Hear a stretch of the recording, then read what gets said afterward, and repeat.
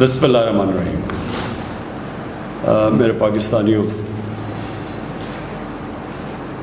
جس طرح میں نے آپ سے وعدہ کیا تھا کہ ہم نے NCC کی میٹنگ سارے صوبوں کو اعتماد میں لے کے ہم نے فیصلہ کیا کہ ہم آہستہ آہستہ لاک ڈاؤن کھولیں گے اور لوگوں کو موقع دیں گے کاروبار شروع کرنے کا، لیکن SOPs کے ساتھ. اس میں آج خاص طور پہ یہ جو اپنی بات شروع کرنا چاہتا ہوں، میں خاص طور پہ اپنی میڈیکل کمیونٹی، اپنے ڈاکٹرز، اپنی نرسز، جو ہمارے اسٹاف کام کرتا ہے ہاسپٹلس کے اندر، میں سب سے پہلے ان سے مخاطب ہونا چاہتا ہوں. کیونکہ جب ہم یہ فیصلہ کر رہے تھے لاک ڈاؤن کھولنے کا، تو مجھے پتہ تھا کہ جو ہمارے ڈاکٹرز، فرنٹ لائن ورکرز جو ہاسپٹلس میں کام کرتے ہیں، ان کو یہ فکر تھی کہ جیسے جیسے لاک ڈاؤن کھولیں گے تو پریشر بڑھے گا، زیادہ مریض ہاسپٹلس میں جائیں گے، اور جو اس وقت جہاد لڑ رہے ہیں دنیا کے اندر، وہ ہیں میڈیکل ورکرز، ہمارے ڈاکٹرز، نرسز. تو ان کے اوپر پریشر پڑنا تھا، اور مجھے پتا تھا کہ ان کو فکر ہے، اور انہوں نے ڈاکٹرز کی ایسوسیشن نے اسٹیٹمنٹس بھی دی.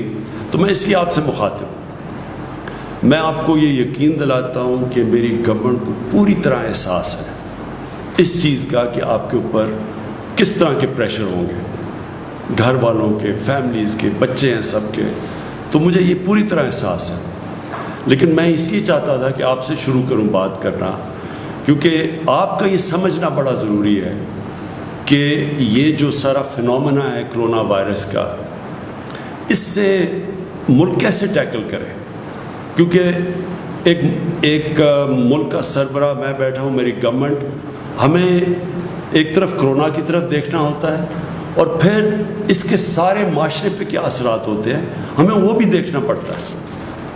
تو پہلی چیز میں آپ کو یہ کہنا چاہتا ہوں کہ اگر مجھے یہ کوئی یقین دلوا دیتا کہ 1 مہینہ آپ لاک ڈاؤن کریں یا 2 مہینہ لاک ڈاؤن کریں، چلے 3 مہینے بھی کر دیں، اور اس کے بعد کرونا وائرس ختم ہو جائے گی، تو اس سے بہتر تو چیز کوئی نہیں تھی. ہم کسی نہ کسی طرح ہی کر دیتے، 3 مہینے کی تیاری کر لیتے، جو بھی ملک کی ریسورسز ہیں وہ لگا دیتے، اپنے والنٹیئرز کے ذریعے کھانا بھی پہنچا دیتے، کوشش کرتے.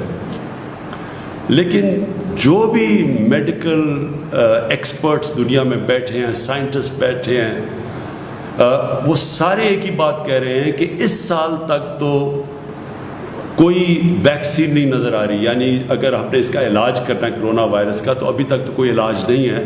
وہ تب علاج آئے گا جب ایک ویکسین نکلے گی، وہ اس کے اوپر ریسرچ ہو رہی ہے.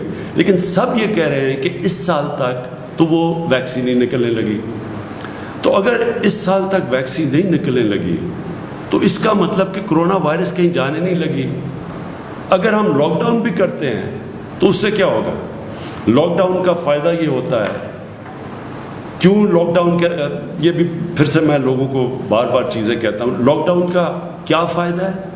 کیونکہ یہ وائرس بڑی تیزی سے پھیلتی ہے. جیسے لوگ جمع ہوتے ہیں، جب لوگ اکٹھے ہوں تو اس میں وائرس تیزی سے پھیلتی ہے. اس لیے ہر وہ چیز کریں جدھر لوگ جمع نہ ہوں. اس لیے جو اس کی آخری چیز ہے وہ لاک ڈاؤن ہے. لوگوں کو بند کر دیں، لوگ جمع نہیں ہوں گے، وائرس کا پھیلنا رک جائے گا. لیکن کیا وائرس ختم ہو جائے گی؟ اب دیکھ لیں دنیا میں جدھر لاک ڈاؤن ہے، ووہان پروونس جدھر چائنا نے سب سے کامیاب لاک ڈاؤن کیا تھا، ادھر بھی ایک سپائک آ گئی ہے، وائرس پھر سے آ گئی ہے. ساؤتھ کوریا جس نے لاک ڈاؤن کر کے فلیٹ کرو کر دی تھی، مطلب یہ کہ کوئی نئے کیسز نہیں آ رہے تھے، وہاں ایک دم پھر سے کیسز شروع ہو گئے، ایک اور سپائک آ گئی ہے. سنگاپور میں بھی یہی ہوا. ابھی جرمنی نے تھوڑا سا جب لاک ڈاؤن زیادہ کھولا تو ادھر بھی ایک نظر آ رہا ہے سپائک. تو اس کا مطلب کہ وائرس تو ہے، جب بھی لوگوں کو آپ موقع دیں گے ملنے کا، وہ وائرس پھر سے واپس آ جائے گی.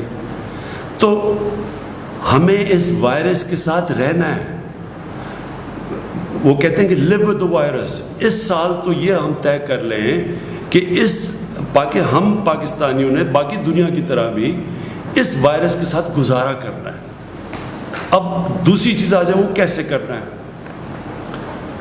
کیا میں اب اپنی میڈیکل کمیونٹی سے بات کر رہا ہوں کہ کیا ہم یہ افورڈ کر سکتے ہیں پاکستان کے ہم لوگوں کو مسلسل لاک ڈاؤن رکھیں. آگے 2 مہینے لاک ڈاؤن ہو چکا ہے, تو کیا 1 مہینہ اور رکھتے اور پھر 1 مہینہ اور رکھتے؟ یہ کیوں نہیں ہم کر سکتے؟ یہ تو پاکستان ہے جس کے اوپر ابھی میں آنے لگا ہوں. آپ وہ ملک دیکھیں جن کے پاس بے تحاشا پیسہ ہے, اور پیسے کا بھی میں پر موازنہ کر دوں کہ پاکستان نے مشکل سے ہم نے $8 ارب کا اسٹیمولس پیکج دیا اپنے لوگوں کو جو کہ متاثر ہوئے اس لاک ڈاؤن سے, جو بزنسز ہیں. امریکہ نے $2200 ارب کا پیکج دیا ہے. جرمنی نے 1000 یوروز کا پیکج دیا ہے. جاپان نے $1000 ارب کا پیکج دیا ہے. تو اس کے مقابلے میں سوچ لیں کہ ہمارے کتنے وسائل ہیں.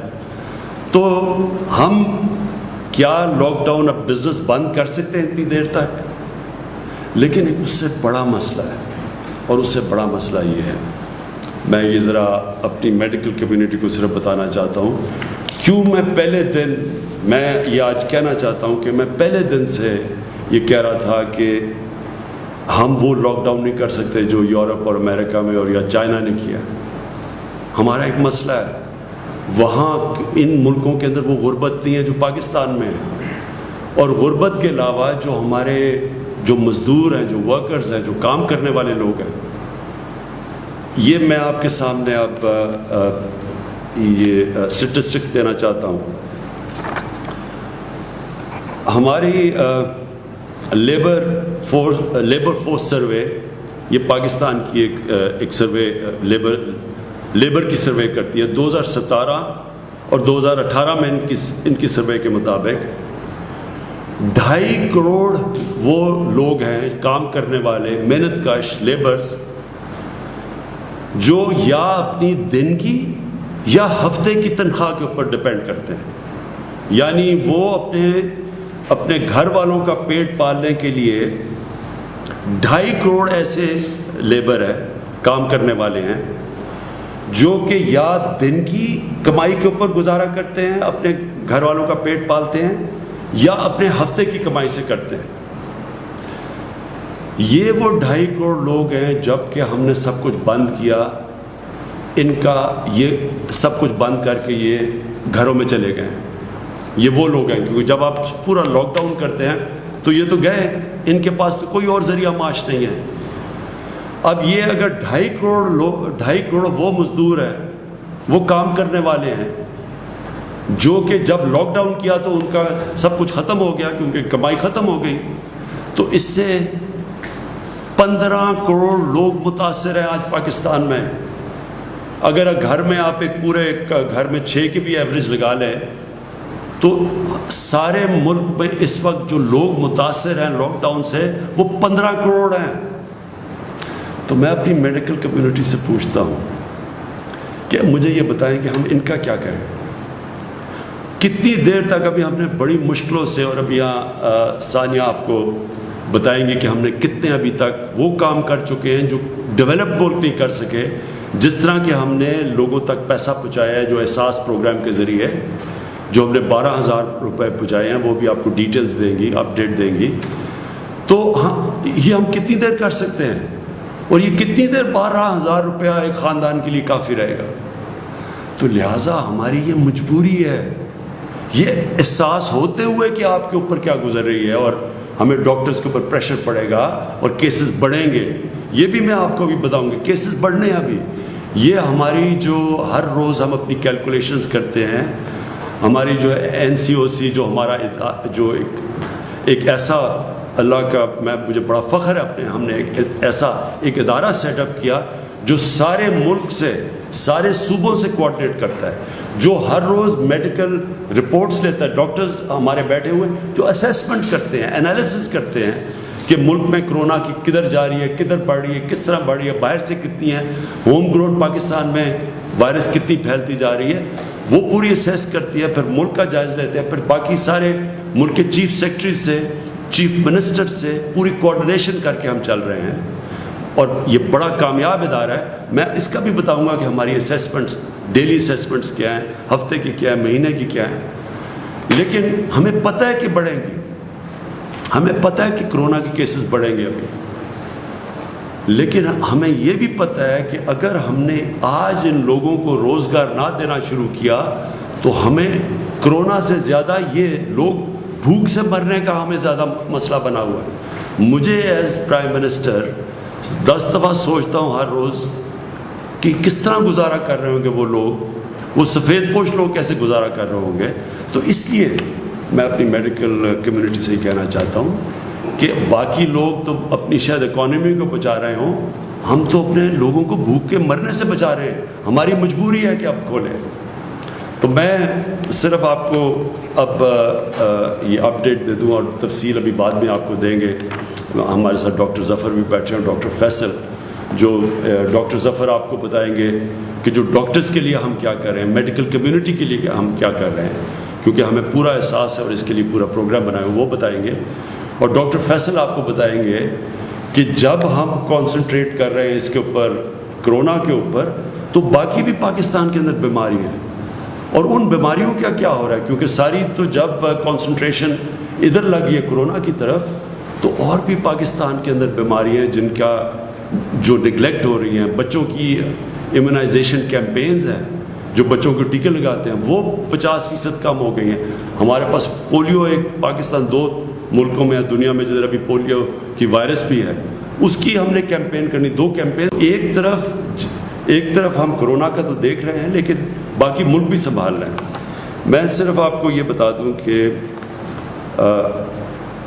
یہ مجھے خوشی بھی ہے کہ ہماری گورنمنٹ نے پہلے دن سے جس طرح کرونا کے اوپر ہم نے جو ہم نے اسٹیپس اٹھائے، مجھے بڑا فخر ہے اس کے اوپر کہ اللہ کا شکر ہے پاکستان میں وہ چیزیں نہیں ہوئیں جو کہ باہر کی دنیا میں آپ دیکھ رہے ہیں۔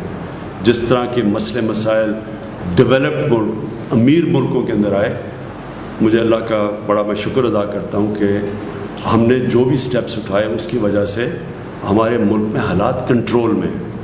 ہماری پروجیکشن کیا تھی، میں نے جب آپ سے 24 اپریل کو آپ کے سامنے آیا تو ہماری پروجیکشن یہ تھی کہ 14 مئی تک پاکستان میں جو کیسز، کرونا کے کیسز جو انفیکٹڈ ہیں، جو پازیٹیو کیسز ہیں، وہ ہونے تھے 92,695، اور جو اموات ہونی تھی، جو فوتیاں ہونی تھی اس کی وجہ سے، کرونا کی وجہ سے، وہ 1,324 ہونی تھی۔ یہ ہماری 24 اپریل کو پروجیکشنز تھی، 52,000 ہماری انفیکشنز ہونی تھی، اور جو اموات ہونی تھی وہ 1,324۔ اب 14 مئی جو ہم نے جو پرسوں گزری، اس میں ہمارے کیسز انفیکٹڈ کتنے ہیں؟ 35,700، اور ہماری فوتگیاں ہوئی ہیں 770۔ تو اللہ کا شکر ہے کہ ابھی تک جو پروجیکشنز تھیں، اور یہ دنیا کے سے موازنہ کیا جاتا ہے کہ دنیا میں جس طرح کرونا بڑھتی گئی یا جو پیک کرتی گئی اس کے مقابلے میں، تو اللہ کا شکر ہے کہ ابھی تک ہم پروجیکشن سے نیچے جا رہے ہیں، اور ہمارے ابھی بھی جو ہاسپٹلز ہیں ان میں جگہ ہیں، ہمارے پاس وہ پریشر نہیں پڑا جو کہ ہاسپٹلز پہ پڑنا چاہیے۔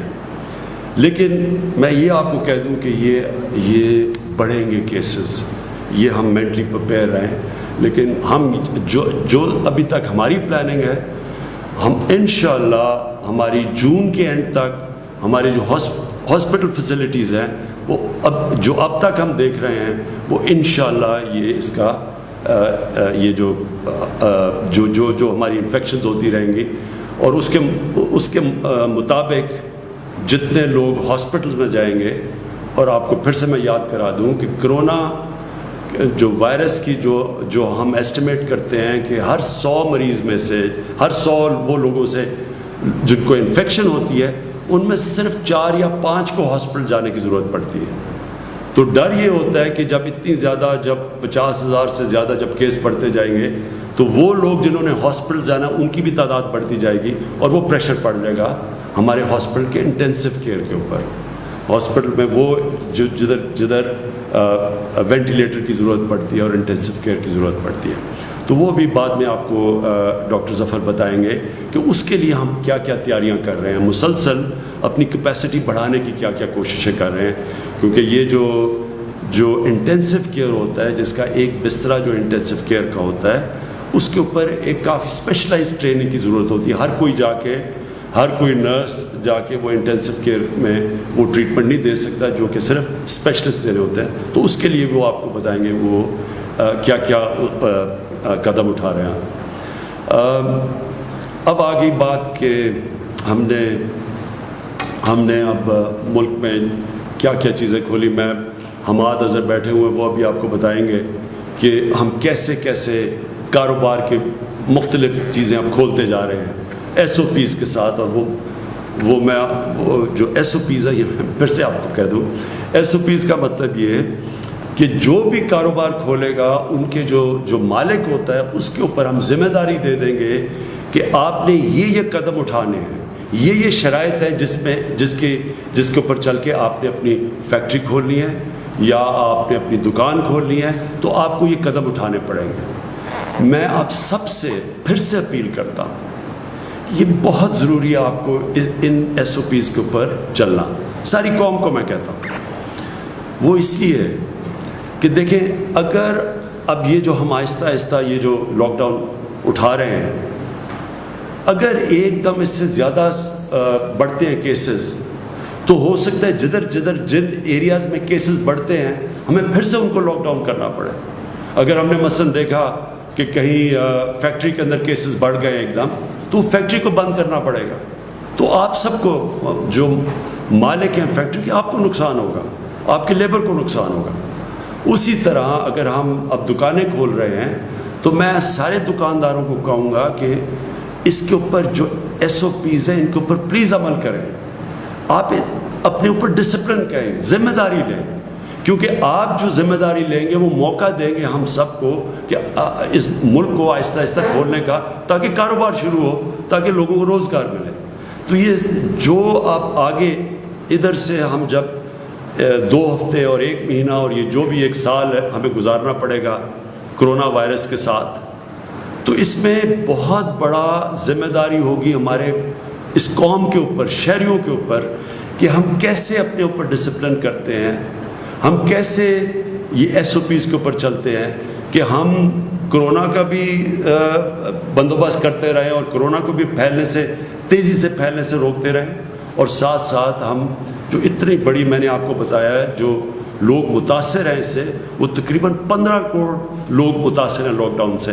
تو وہ بھی ان کو بھی ہم نوکریاں ملتے رہیں، وہ بھی کام کرتے رہیں، کیونکہ کوئی بھی ہم 15 کروڑ لوگوں کا دھیان نہیں رکھ سکتے، ہمارے پاس وسائل ہی نہیں ہیں.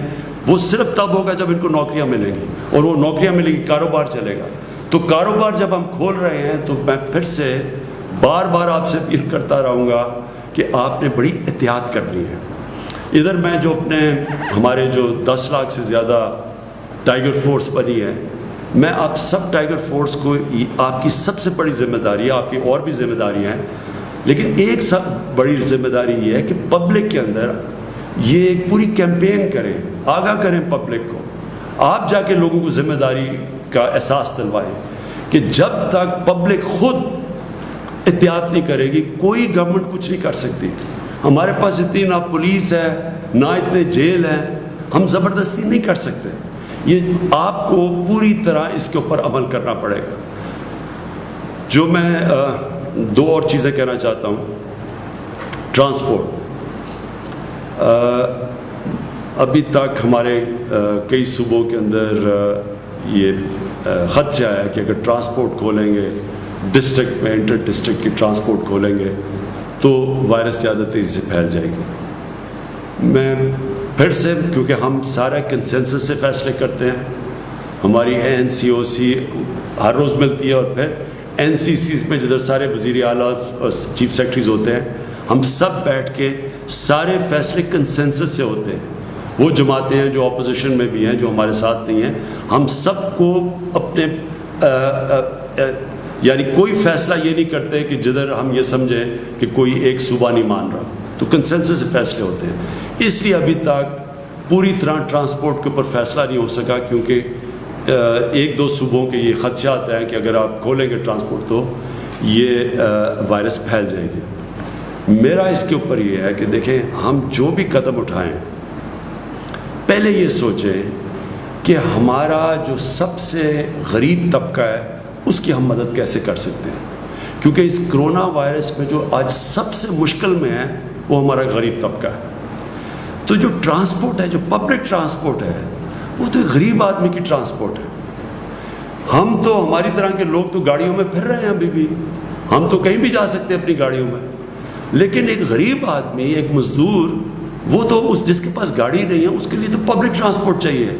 تو جب ہم پبلک ٹرانسپورٹ بند کرتے ہیں تو ہم یہ یاد رکھیں کہ ہم ایک غریب کی زندگی مشکل میں ڈال رہے ہیں.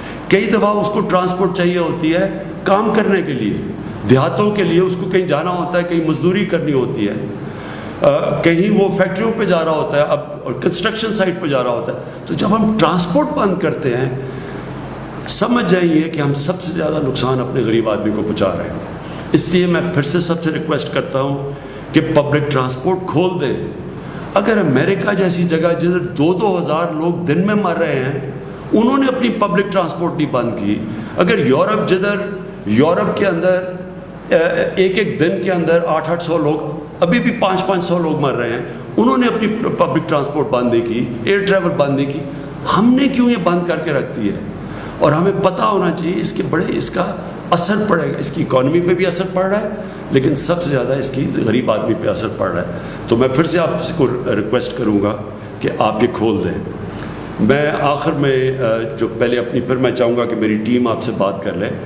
جو آخر میں بات کرنا چاہتا ہوں کہ مزدوروں کے لیے جو مجھے سب سے زیادہ احساس ہے کہ ہمارے لوگ جو بے روزگار ہوئے ہیں, میرا جو پرائم منسٹر کا جو ریلیف فنڈ ہے, جس طرح میں نے پچھلی باری آپ کو بتایا, اس کا صرف اور صرف مقصد یہ ہے کہ جو لوگ ہماری ویب سائٹ کے اوپر بتا دیں گے کہ جی میں بے روزگار ہوا ہوں اس دور کے اوپر, اور صرف ایک بتا دیں گے کدھر کام کرتا تھا, بے روزگار ہوا ہوں, تو ان کو بھی میں اپنے فنڈ سے پیر سے منڈے سے کیش ٹرانسفر کر رہا ہوں, جس طرح کے احساس پروگرام کے ذریعے کیے جا رہے ہیں. تو میری پیر سے جو ہماری اب تک آ چکے ہیں, ہمیں ان لوگوں کے ثبوت آ چکے ہیں, ہم نے ویریفائی کیے ہیں, ہمارے پاس ڈیٹا ہے نادرا کا, ہم چیک کرتے ہیں, وہ چیک کر کے جو کوالیفائی کر چکے ہیں ان کو منڈے سے پیسہ ملنا شروع ہو جائے گا جو پرائم منسٹر ریلیف فنڈ سے.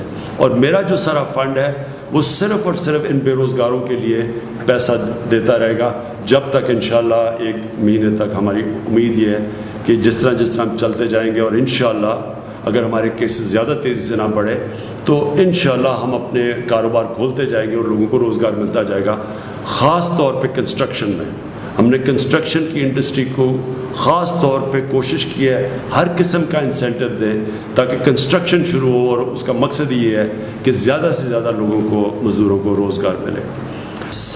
ہم سب جانتے ہیں, دنیا اس وقت جانتی ہے کہ جو اس وقت فرنٹ لائن کا مطلب یہ ہے کہ جو بالکل فرنٹ لائن پہ کھڑے ہو کے جنگ لڑ رہے ہیں وہ ہمارے ڈاکٹرز, نرسز اور جو میڈیکل سٹاف ہے. جتنی بھی ہم آپ کو یہ ایشورٹی دلوا سکیں کہ اس پہ گورنمنٹ قوم ساری آپ کے ساتھ کھڑی ہے, یعنی آپ کو اندازہ نہیں ہے کہ لوگ کتنا اپریشیٹ کر رہے ہیں. یہ اصل میں یہ جہاد ہے جو آپ کر رہے ہیں.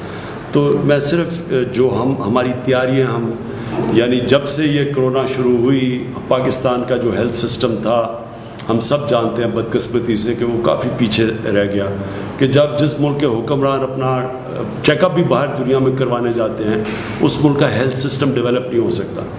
اس لیے جو ہم نے تب سے کام کیا اپنے ہیلتھ سسٹم کے اوپر, جو کیپیسٹی بڑھائی, جو ہم نے ٹیسٹنگ کیپیسٹی یہ پہلے تھی نہیں, پھر جو ICU اس کی کیپیسٹی بڑھائی, اور اب جو ہم کرنے جا رہے ہیں اپنے ڈاکٹرز کے لیے, یہ میری گورنمنٹ کے اوپر سب سے بڑا بوجھ پڑا ہوا ہے. ایک تو کہ اس ملک کا جو غریب لیبر طبقہ, دہاڑی دار, جو ان کے اوپر گزر رہی ہے, اور ابھی جو ڈاکٹر ظفر نے بات کی کہ یہ جتنی بیماریاں اس وقت پاکستان میں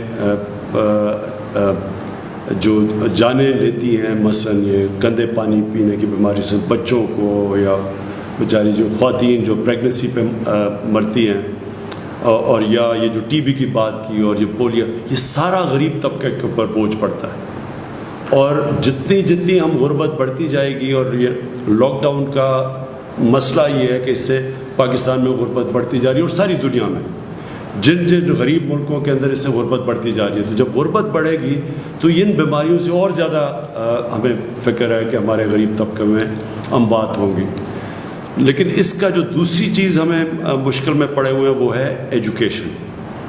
ہمارے بچے اسکولوں میں نہیں جا رہے، یونیورسٹی اسٹوڈنٹس ان کا ٹائم ضائع ہو رہا ہے، اور جو ایک ملک تو بڑھتا ہی تعلیم کی وجہ سے آگے. تو اس میں صرف آپ کو بتانا چاہتا ہوں کہ مسلسل اس کے اوپر بھی بات چیت ہو رہی ہے باقی صوبوں سے کہ ہم نے اب یہ کیا کرنا ہے، کیسے کھولنا ہے. امپورٹنٹ ہے کہ ہم، جس طرح میں نے کہا کہ یہ سال تک تو اب کرونا کے ساتھ ہم نے رہنا ہے، یہ کرونا کہیں جانے نہیں لگی ایک سال تک. تو اس میں ہم نے اب سوچنا ہے، طریقے اختیار کرنے ہیں کہ ہم نے اب اس کے ساتھ کیسے رہنا ہے. اپنے بچوں کو تعلیم بھی دینی ہے تو وہ پھر اور طریقے سوچنے پڑیں گے. اور باہر بھی دنیا میں ہم دیکھ رہے ہیں کہ دنیا کے اندر دنیا کیا کر رہی ہے، اور دنیا سے ایکسپیرئنس بھی آ رہا ہے کہ مثلا سویڈن بالکل ایک مختلف راستہ پکڑا ہوا ہے انہوں نے، تو ان کو بھی اسٹڈی کر رہے ہیں. تو انشاءاللہ جس طرح میں نے کہا اگر ہم نے ایک سال اس کے ساتھ گزارا کرنا ہے تو پھر ہم نے اپنے بچوں کا بھی دیکھنا ہے، اپنے یونیورسٹی اسٹوڈنٹس کا بھی دیکھنا ہے. میں چاہوں گا ثانیہ آپ پلیز جو اپڈیٹ دے دیں، جو میں اس میں بھی مجھے بڑا فخر ہے اس پروگرام کے اوپر کہ کبھی بھی اتنا زیادہ پیسہ، اتنی شفافیت سے، اتنے زیادہ لوگوں کو اتنے کم ٹائم میں کبھی بھی، پاکستان تو چھوڑے، شاید ہی آپ کو کوئی ملک ملے جس نے اتنی تیزی سے پیسہ دیا ہے. محیط، اب آپ سے میں ایک چیز چاہتا ہوں، بڑا مختصراً بتا دیں کہ جو ہمارے پاکستانی باہر اس وقت پھنسے ہوئے ہیں اور سٹینڈرڈ ہیں اور جو آنا چاہتے ہیں پاکستان، تو بڑا مختصراً کہ ہم کیا کر رہے ہیں اور کیا مشکلیں سامنے آ رہی ہیں، اور ان کو یہ صرف کہنا چاہتے ہیں کہ ہم سارا وقت وہ ہمارے ذہن پہ ہیں، ہم کو پوری احساس ہے کہ وہ کن مشکلوں میں پڑے ہوئے ہیں. میں اپنی ٹیم پہ بڑا فخر کر رہا ہوں کہ یہ اس مشکل وقت پہ جس طرح ایک کوآرڈینیشن سے اور ہر روز ان کے تھنک ٹینکس کی مشاورت سے جس طرح ہم ابھی تک نکلے ہیں اس کرونا کے جو کرائسس سے، ایک تو میں اللہ کا بڑا شکر گزار ہوں کہ اس کے بغیر تو کچھ بھی نہیں ہو سکتا، لیکن اللہ بھی یہ کہتا ہے کہ پہلے خود محنت کرو تو پھر میرے سے مانگو. تو جس طرح میری ٹیم نے جس طرح یہ کرونا کرائسس کے اندر ہر شعبے کے اندر سوچ بچار کر کے جو قدم اٹھائے ہیں، آپ دیکھ لیں کہ امریکہ جیسے ملک میں اگر آپ وہاں دیکھ لیں، آپ یورپ کے اندر دیکھ لیں، انگلینڈ جیسے ملک جو پرانے مضبوط اداروں والا ملک ہے، اس کے مقابلے میں پاکستان آج ہم سب فخر سے کہہ سکتے ہیں کہ ہم بڑی آرگنائز طریقے سے نکل رہے ہیں. یعنی ہم بڑے سوچ سمجھ کے اس مشکل وقت سے نکلے ہیں اور یہاں تک پہنچے ہیں. آگے کیا ہوتا ہے وہ انشاءاللہ پوری کوشش کریں گے، اور اگر قوم نے میرا ساتھ دیا تو آپ دیکھیں گے کہ آگے بھی ہم نکل جائیں گے. لیکن اب تک جدھر پہنچے ہیں یہی بڑا کمال ہے کہ ہم نے اتنے زیادہ لوگوں کو ابھی بتایا، تقریباً 80 لاکھ خاندانوں کو پیسہ پہنچا دیا اس مشکل وقت میں. اگر یہ پیسہ اگر ہمارے پاس اس طرح کی آرگنائزیشن نہ ہوتی جو احساس کی تھی تو آج کیا حالات ہونے تھے آپ اندازہ خود لگا سکتے ہیں کہ اگر دیہڑی دار بے روزگار ہو جاتا ہے تو اس کے گھر میں ہفتے کے بعد تو فاقہ ہوتا ہے. دوسری چیز جو مجھے بڑی خوشی ہے کہ ہم نے کیونکہ کوآرڈینیشن رکھی اور ہمیں شروع سے فکر تھی کہ کھانے پینے کی سپلائی لائن نہ افیکٹ ہو، تو آج آپ دیکھ لیں کہ اس برے وقت میں رمضان کے اندر بھی قیمتیں نہیں بڑھی. رمضان جیسے وقت میں جب عموماً اچھے دنوں میں بھی قیمتیں اوپر چلی جاتی ہیں، کیونکہ یہ مسلسل چیک کیا جا رہا تھا. اللہ کا شکر ہے کہ آج آپ دیکھیں کہ کرونا وائرس کے ہوتے ہوئے جدھر ساری دنیا میں ڈسرپشن ہوئی ہے، اللہ کا شکر ہے کہ قیمتیں بھی نہیں بڑھی. اور میں اپنی اکنامک ٹیم کو بھی یہ بھی داد دیتا ہوں کہ جو پٹرول اور ڈیزل کی جو انٹرنیشنلی تیل کی قیمتیں گری، ہم نے اپنے لوگوں کے لیے سب سے کم آج قیمتیں پٹرول اور ڈیزل کی پاکستان میں. سارے بر صغیر میں دیکھ لیں 40-50% زیادہ پٹرول اور ڈیزل مہنگا ہے پاکستان کی بنسبت. تو لوگوں کے لیے آسانیاں پیدا کرنے کے لیے وہ بھی نیچے کی. بجلی کا انہوں نے جو ابھی حماد نے بات کی کہ چھوٹے اسمال اور میڈیم انڈسٹری کی مدد کی، اور جس طرح ہماری جو میڈیکل ایکسپرٹس انہوں نے جیسے جیسے ہمیں گائیڈ کیا اور اسی طرح ہم چلتے رہے، اور ہم نے یعنی قوم کو آگاہ کرتے رہے، ہر وقت پوری ڈیٹیلز دیتے رہے، کتنی اموات ہیں، کتنے لوگ وینٹیلیٹر پہ ہیں، کتنے ہیں. ایک پورا نیشنل کوآرڈینیشن کی جو پہلے بالکل نہیں تھی. اور انشاءاللہ جس طرح ہم جا رہے ہیں، میرا یہ ایمان ہے کہ ہم بڑی ایک مضبوط قوم بن کے نکلیں گے. لیکن آپ سب کے لیے پھر سے میں یہ کہتا ہوں، اب سے لے کے یہ سال کے اینڈ تک اپنے ذہن بنا لیں کہ ہم نے کرونا کے ساتھ رہنا ہے. کتنی کامیابی سے یہ قوم نکلتی ہے اس کرائسس سے آپ کے اوپر ڈپینڈ کرتا ہے. آپ جتنے ذمہ دار ہوں گے اس مشکل وقت میں، آپ جتنی احتیاط کریں گے. اور میں جو ٹائیگر فورس ہے، میں خاص طور پہ آپ کو کہنا چاہتا ہوں کہ آپ کو نکلنا چاہیے اور لوگوں کو احساس دلوانا چاہیے. پتہ ہے کہ کرونا جب لوگ جمع ہوں گے تو کرونا پھیلنے کے چانسز زیادہ ہیں. تو ہم اپنی ذہن حکمت استعمال کر سکتے ہیں. ہم ہر کام کر سکتے ہیں اگر ہم عقل سے کریں. اور کیونکہ ہمیں اس وائرس کے ساتھ رہنا ہے، کیونکہ ہمیں پتہ ہے کہ جب تک ایک ویکسین نہیں نکلتی اس وائرس نے یہیں رہنا ہے، اس لیے ہم جتنی احتیاط کریں گے ہم اپنے معاشرے کے لیے آسانیاں پیدا کریں گے. کیونکہ جب لاک ڈاؤن ہوتا ہے، اب میں نے شروع میں بھی آپ کو کہہ دیا، ہم غربت بڑھاتے ہیں اپنے معاشرے، ہم غریبوں کو اور نیچے دھکیل دیتے ہیں. تو اس لیے ہمارے اوپر ذمہ داری ہے کہ ہم ایک غریبوں کو بھی پروٹیکٹ کریں. دوسری چیز، جتنی ہم احتیاط کریں گے، ہمیں پتہ ہے، یہ بھی پتہ ہے کہ یہ بوڑھوں کو، بزرگوں کو یہ زیادہ افیکٹ کرتی ہے. ہمیں یہ بھی پتہ ہے کہ جو لوگ بیمار ہیں ان کو کرونا ہو جائے تو ان کی جان خطرے میں چلی جاتی ہے، یہ ہمیں پتہ ہے. تو لہٰذا ہم جو نوجوان ہیں وہ ذمہ داری لیں، وہ خود احتیاط کریں کہ ہمارے گھروں میں، ہمارا تو جوائنٹ فیملی سسٹم ہے، ہم تو ساری فیملی رہتی ہے. تو آپ کو خود دیکھنا چاہیے کہ احتیاط، کہ آپ کے گھر کے اندر جو بوڑھے، جو بزرگ ہیں اور جو بیمار ہیں، آپ کی ذمہ داری ہے ان کی حفاظت کرنا. اور حفاظت آپ کر سکتے ہیں احتیاط کر کے. اور آخر میں یہ جو عید آ رہی ہے، میں خاص طور پہ آپ سب سے کہنا چاہتا ہوں کہ یہ جس طرح ہم عید یہ قوم بناتی ہے اور ہمیشہ بناتی ہے، اور عید بڑا ایک فیملی کا اوکیزن ہوتا ہے، لوگ جمع ہوتے ہیں، یہ عید مختلف ہے. اس عید کو آپ نے یہ سوچنا ہے ذمہ داری لے کے کہ ہاں ہم نے عید بنانی ہے، لیکن وہ اس طرح کی عید نہیں بنانی جس طرح ہم عموماً بناتے ہیں. ہمیں دیکھنا پڑے گا کہ ہم اپنے ملک کی خدمت کریں گے کہ اگر ہم احتیاط کریں گے. اور پھر میں ختم کروں گا، جو ہمارے ڈاکٹرز اور جو ہماری نرسز ہیں جن کے اوپر سب سے زیادہ جو فرنٹ لائن پہ کھڑے ہیں، ہم ان کی بھی مدد کریں گے اگر ہم سب احتیاط کریں. شکریہ اور پاکستان پائندہ باد.